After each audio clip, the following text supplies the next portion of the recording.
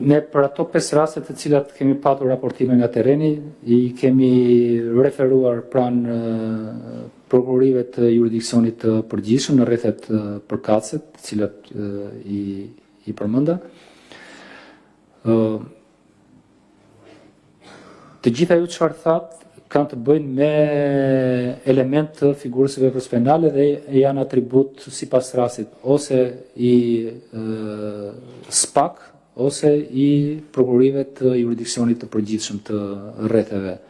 Dhe do të jenë ato të cilat do të vendosin në lidhje me çfarë është pretenduar ose çfarë është evidentuar përfshirë në rastin konkret.